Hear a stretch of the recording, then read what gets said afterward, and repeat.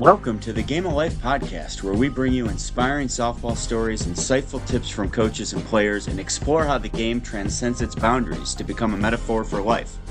Whether you're a sports enthusiast, a casual fan, or someone just looking for inspiration, you're in for a treat.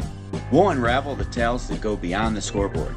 Discover how perseverance and hard work on the field translates into resilience in your daily challenges. Learn about teamwork, leadership, and the unwavering spirit that fuels success, not just in sports, but in the game of life.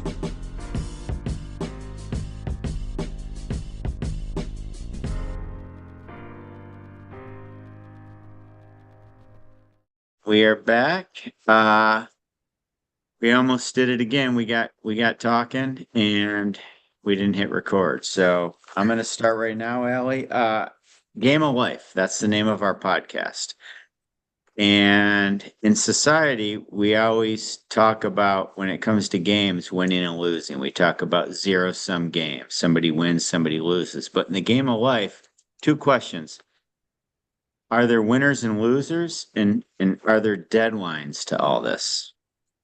Ooh, okay. So I feel like we'll start with the first one and then I'll talk and see where we go, and then you'll have to remind me of the second one. So I'll go with in the game of life, are there winners and losers? I think no for my short answer. I genuinely feel like the only person you're competing with in life is who you were yesterday. I don't think that you're competing with other people. So I think as long as you are continuously trying to better yourself, you're never losing. I think as long as you're striving for something, you're always winning. And that being said, I think, the beautiful thing about life is maybe one day it goes well, one day it doesn't, but as long as you wake up the next day, you have another chance to keep trying, right? Like you can always make it better. I think, some people get in these spurts where they start feeling sorry for themselves and they just think, oh, well, I'm lost. I've lost. Like I don't want to keep trying, but I feel like, the people I'm the most inspired by are kind of the ones who roll with the punches, so to speak, right? And just every day is a new opportunity to get better. And I always like the phrase like fail fast, right? If you're gonna fail at something, fail fast and just keep going, right? Don't let it affect the next thing that you're gonna do. So that's kind of my answer to the first question. Well, and the second part was, is there a deadline to anything you do? Like in life, is there a deadline? We put deadlines on everything. That's why procrastination happens. But in the big ticket items in life, is there a deadline to anything? Absolutely not. I don't think so because I think, you know, the best time to start was yesterday. Like that's one of my favorite quotes, but the second best time is right now. Right. So I think there's so many people who I saw this video a while back and it was like, oh, when I'm in college, oh, after I graduate, oh, when I have my first job, oh, when I meet my husband, oh, when I have a family, oh, when I blah, blah, blah. Like it keeps going down the line. The best time is now. And I think some people, and you and I have talked about this, like, at your age too, like you and my mom just opened a tap house, like at your age, and that's something you never dreamed of doing, but it's because you don't get complacent, right? You don't, I think it's so easy to get to the point, let's say you turn 50 and you're like, well, then my best is behind me. No, it's not. That's up to you. And I think it's super important to live your life like that and be surrounded by people like that who yes, enjoy the experiences that you've had and appreciate them, and you can be nostalgic about them, but also make sure that you keep moving forward and say, well, if I want my best memories to be ahead of me, that's kind of up to me to take action on. They're not just going to happen. So, to answer your question, no, I don't think there's a deadline in the game of life. I think as long as you wake up every day, you have the opportunity to do something new and, create new memories for yourself. You know, great stuff. We've been around a lot of people that have played college softball, where we're currently part of organizations where more people are going to play college softball. And I, I'm trying to word this right. I get frustrated when I see somebody commit to college and you can see in their face like they've made it. They haven't made anything yet. Like that's just the end of chapter one or chapter two, whatever chapter in your life that is. Now it's on to the next chapter when you go play in college. And I think about that with anything in life. Like, your mom and I, we open the tap house. It's we're getting done with our careers, but we want to keep doing stuff. Like this thought that someday you just stop working or stop performing or retire or stop doing things, then what's the point? What's the purpose? What's next? Right? Yeah. And And and if you have that process where you're always moving forward, and then all of a sudden failure doesn't matter because all failure means is all right, you didn't win that chapter, but now it's on to the next chapter. You didn't win that game, now it's on to the next game. You had a bad season, now it's on to the next season. And that's why I asked if there's a deadline, because there's never a deadline. There's just keep going. yeah, and to your earlier point about like getting recruited, I do think it's really important to celebrate those moments. And Yes. I don't want our listeners to be like, oh, you can't celebrate anything. Like that's No. literally the opposite of what we believe. But I think to your point, it's okay, yes, celebrate those things, but also realize that you can't just ride the wave of that forever. Like at some point, you're gonna have to start putting in work again. And I know that's something I've struggled with too. It's like, you reach a goal and you've been working for it so long and you just want to like stop doing everything for like 6 months. But you have to have the same work ethic you had to get there to get to the next thing. Like you can't just turn it off. And I think that's the difference in, motivation versus discipline is okay, I reached something. Now I need to be disciplined enough to know what got me there and then keep putting in that same effort to get me to the next thing, whatever that thing is in life. Yeah, I mean, celebrating, you can climb a flight of 10 stairs and you can celebrate every time you reach the next stair. You can jump up and down and say, yeah, I made it. But then you got to keep going, right? And then Mhm. that's life. And I just, I don't want to say I feel bad. I mean, I'm not indifferent anyway because it's not my life, it's other people's lives. But when I see people celebrate so much they think they've arrived, I I feel bad, even though because what have you arrived to? There's more to do. There's no arrival. There's just a continuous journey in your life. I want to get Yeah. too philosophical, but just there's never an end. There's just a new beginning every time. Just keeps Well, I recycling. feel like, and we've talked about this a lot, but in different words, it's like, I think sometimes it's hard when, let's say you're grinding at something and you finally reach it and you want to celebrate, and it's like, yay. Well, why can't the whole grind or the whole journey be a celebration? Like, Yes. why don't you like every step it takes you to get there, right? I know I've used the stairs analogy a lot. You're at the bottom, like, enjoy every step you take. Don't just enjoy the top because you're not going to be able to live that joy as long. So that's why I think it's so important to work towards stuff you're motivational about because there's times, I mean, I'm half marathon training right now, and like there's times I wake up and I'm like, oh my gosh, like I do not want to get up. Not once have I got up and run that I feel worse afterward for have woken up. Like it's always good and I love it. And my runs in the morning are a time like I spend with myself and I think and I am just really happy. And it's something where, yes, like it's hard, but I saw a thing the other day. It's like when you get to the race, that's just your victory lap, right? Like the hard part was actually your training. So that's just an example in my life I try to think about. Yes, it's hard, but it's about those, dozens, hundreds of runs that I do in training instead of just hating all of that and enjoying the one day I go run 13 miles. All of that. So, I mean, what do they say?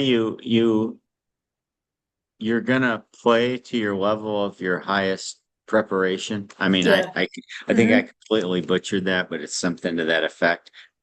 Well, it's like I failing to plan is planning to fail, I yes. think, is like what I've heard. Yeah. I mean, I'm loud, I'm obnoxious, I'm crazy as a coach in practice. And then if you come watch me in a game, somebody could say, "What's he doing? He's just sitting there, he's not saying anything." Well, I've already said everything. It's called a game just like game of life, because now it's time to perform and have fun. Like, what's fun about somebody nitpicking and correcting you and telling you what to do every time you perform?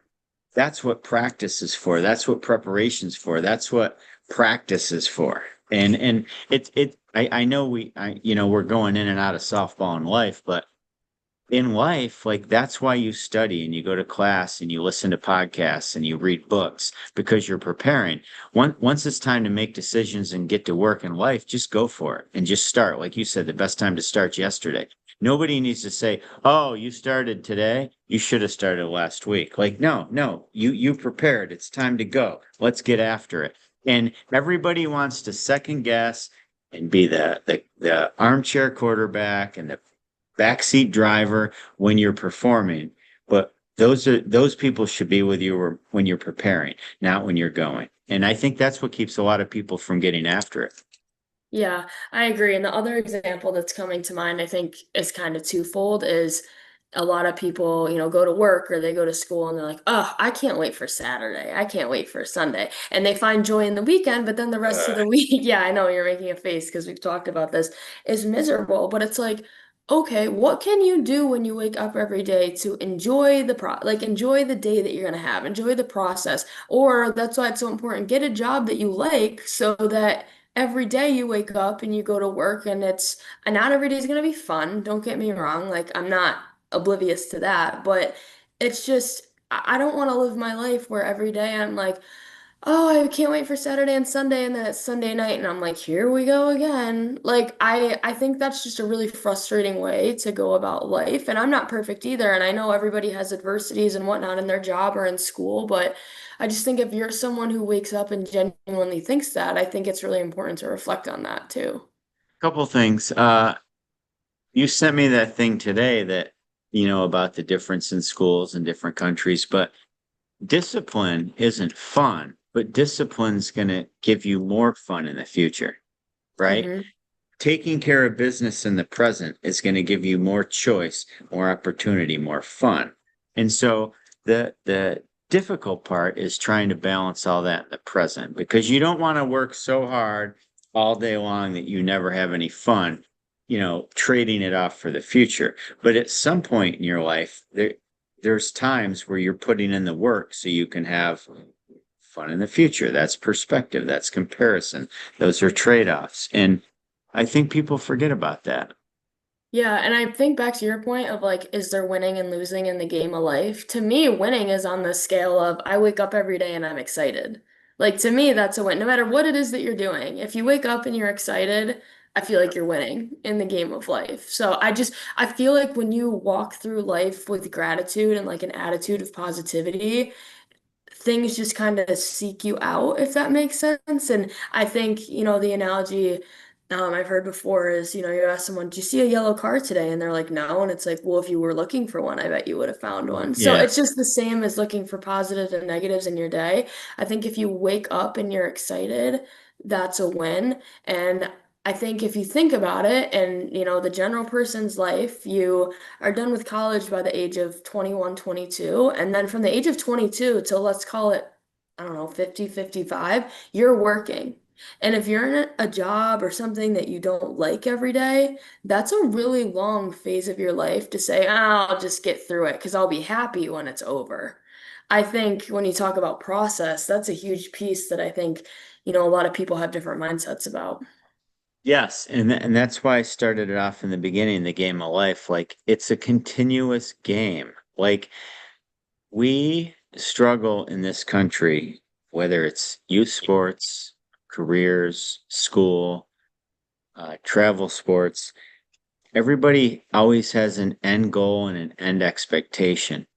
I know in our family, we're not perfect, but there's never been an end expectation. There's just been, let's enjoy it when the end happens. How have we built a foundation to springboard to the next thing, the next thing, the next Mhm. thing? And I think that helps you stay more present. Like, what are you chasing? Yeah. I definitely agree. I think too, when, we talked about the second question of is there a time, is it too late ever in the game of life to start something? I guarantee you, whoever you ask that question, if someone says, yeah, oh, it's too late, it's because they haven't started anything either. Right? So I think it's important who you ask. It over to you in a minute, but you always talk about like if you're in the arena, so to speak, right, you're winning. Like if you're just competing in some sense, you're winning. And that's one of my favorite, analogies you use. So I'm gonna pass it over to you with that if you want to chat about that too. Yeah, sometimes people think I'm crazy. I'll talk to anybody about high school softball, high school sports, parents, we see each other afterwards. I'll talk, I'll listen to their opinions. But you know what? Doesn't mean anything to me because none of them are actually in the arena doing it. And the only people that I respect and listen to and want to take advice from are people that are in the arena or have been in the arena or are part of my team. We're working towards something together. There has to be that camaraderie. And too much in life, and softball aside, too much in life, we take too much, we put too much stock in the opinions of other people that aren't doing what we're doing. No, Right. do what you do, find a circle that helps you and go for it. Because the people not in your circle, they don't care. They're going to criticize, they're going to judge, and they have no stake in the game. And that doesn't even resonate with me. I think too, when we say in the arena, it doesn't necessarily have to be like they're doing the same exact thing Right. I'm doing. It Good means do point. they have the same passion about something else that they're doing where they can kind of like resonate with what Yeah. I'm doing. I think if you agree with that too. But like it doesn't necessarily have to mean like, oh, I need to find another travel softball recruiting coordinator to have any sort of advice. No, I just need to find people I trust who are passionate about whatever it is they're doing, who are in their own arena that, I can go to for Well, we, advice. we laugh because the joke in our family is you guys, you and Jenna could have done travel horseshoes, and mom and I would have been all in.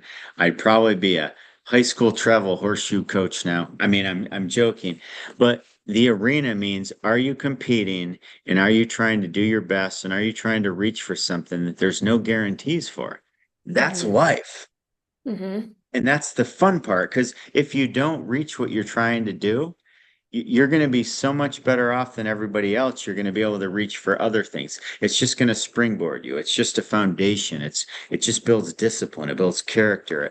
It builds a work ethic and it brings purpose. Yeah. Yeah. I think it's one other thing I want to get your feedback on too that I've thought about is I remember we were on a softball team probably in like sixth, seventh grade. And for whatever reason, or we went to other teams, which you talked about, but for whatever reason, I didn't see this one girl for probably like 6, 7 years. And when I saw her again, she's like, oh my gosh, you seem so different.